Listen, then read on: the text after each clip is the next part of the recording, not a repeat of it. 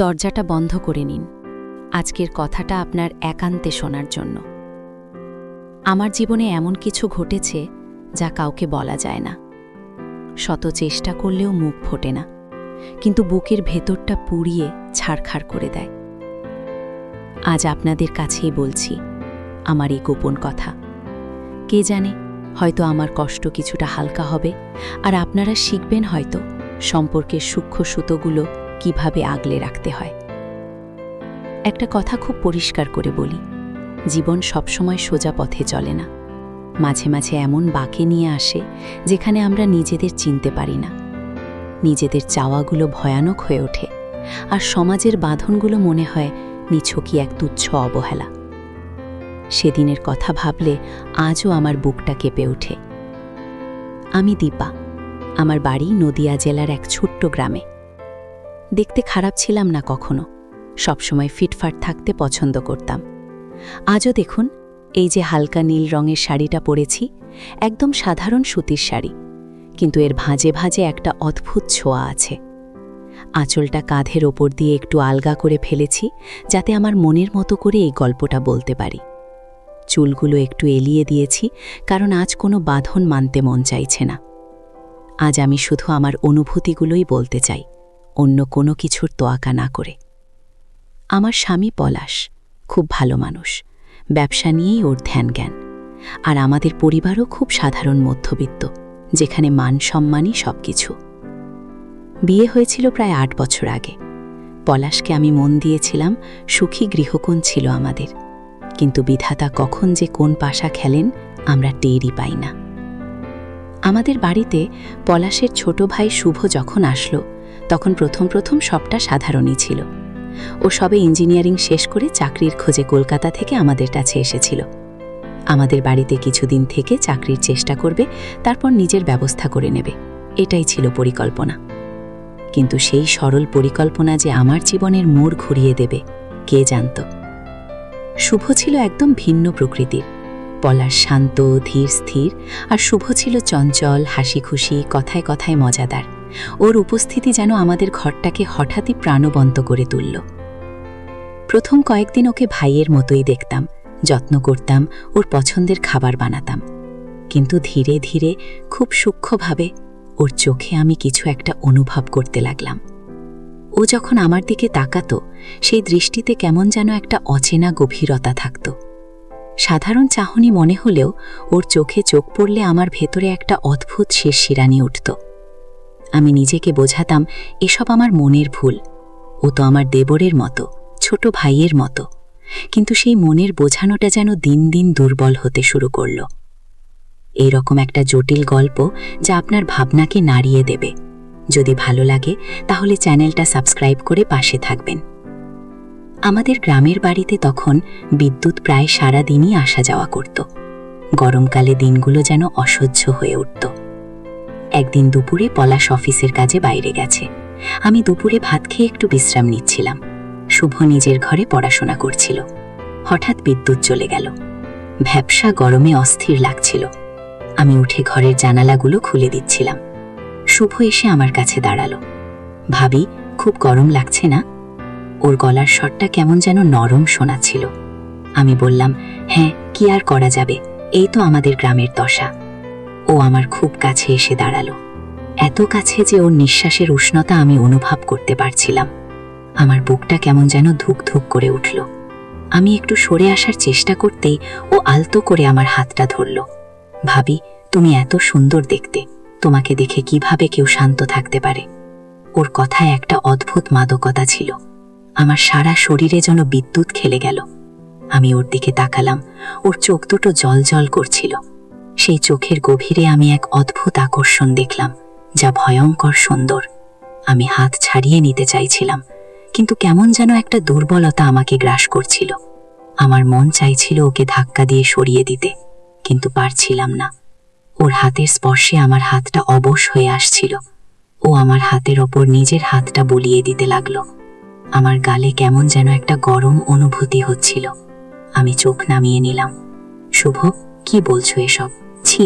আমার গলা দিয়ে স্বর বের হচ্ছিল না। আমি যা বলছি তা কি তুমি বুঝতে পারছো না ভাবি? ওর গলার স্বর আরো নিচে নেমে এলো, প্রায় ফিস ফিস করে। আমার মন যে তোমার দিকেই ছুটে যায়।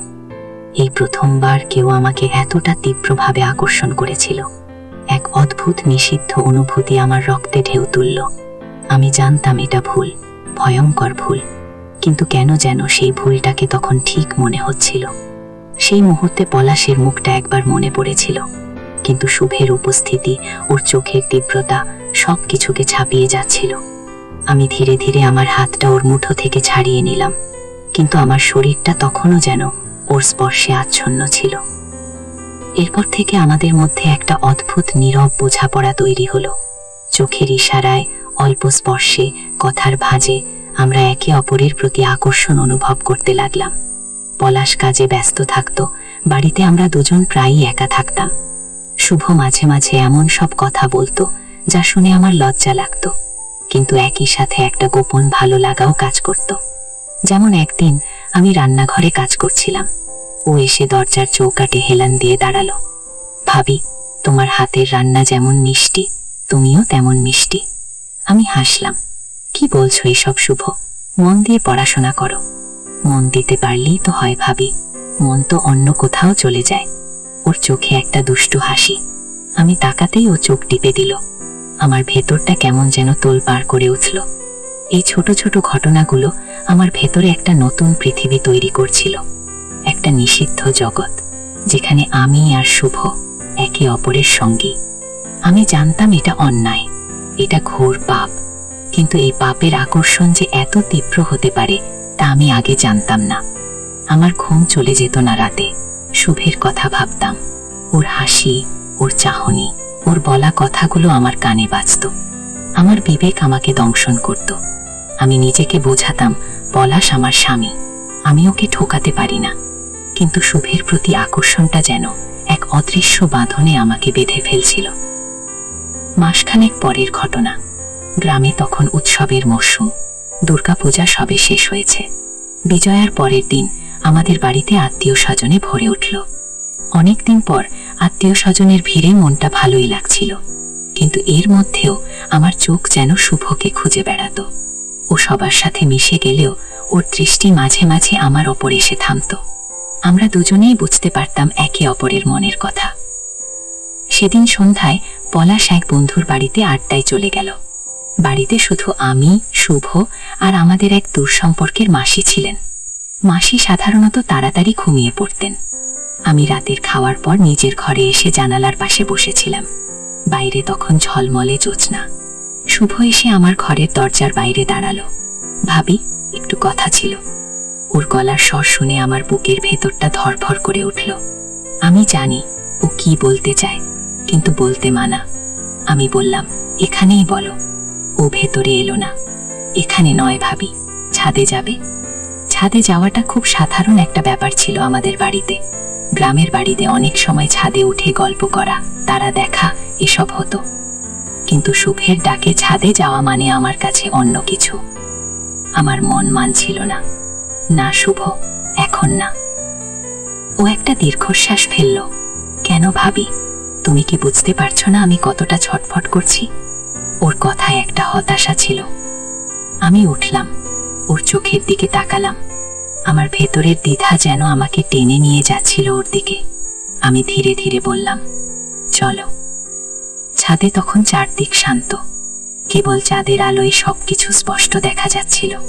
মৃদু বাতাস বইছিল। আমরা পাশাপাশি দাঁড়িয়েছিলাম, কেউ কোনো কথা বলছিলাম না। নীরবতাটা যেন আরো বেশি করে আমাদের মনের কথা বলছিল। হঠাৎ ও আমার হাতটা ধরল। এই স্পর্শটা আর আগের মতো ছিল না। এতে ছিল আকুতি, ছিল তীব্র যাওয়া। আমি ওর দিকে তাকালাম। ওর চোখে তখন জল। ভাবি, আমি পারছি না। আমি তোমাকে ছাড়া থাকতে পারছি না। আমার বুকের ভেতরটা মোচড় দিয়ে উঠল। আমি ওকে জড়িয়ে ধরলাম। এই প্রথমবার আমি স্বেচ্ছায় ওকে নিজের কাছে টানলাম। আমার ভেতরের বাঁধনগুলো যেন ছিঁড়ে গেল। আমি ওর বুকে মুখ লুকোলাম। ওর হাতের স্পর্শ আমার পিঠে। এক অদ্ভুত উষ্ণতা আমাকে ঘিরে ধরল। আমরা দুজনেই যেন হারিয়ে গিয়েছিলাম এক অন্য জগতে, যেখানে সমাজ নেই, পাপ নেই, কেবল দুজনের তীব্র অনুভূতি। আমাদের এই গোপন অভিসার চলল আরো কিছুদিন। আমরা যখনই সুযোগ পেতাম একান্তে সময় কাটাতাম, কখনো ছাদে, কখনো পলাশ অফিসে গেলে দুপুরে, কখনো অন্ধকার ঘরে, কখনো বা কেবলই চোখের ইশারায়। আমার মনে পাপবোধ কাজ করত, কিন্তু শুভের সান্নিধ্য আমাকে এতটাই আচ্ছন্ন করে রেখেছিল যে আমি নিজেকে সেখান থেকে বের করে আনতে পারছিলাম না। ও আমাকে নানাভাবে বোঝাতো আমার কতটা মূল্য ওর কাছে, কিভাবে ও আমাকে চায়। কখনো আমার দুর্বল মুহূর্তের সুযোগ নিত। যখন আমি কোনো কারণে বিষণ্ণ থাকতাম তখন এসে আমার মাথায় হাত বুলিয়ে দিত, নরম সুরে কথা বলতো।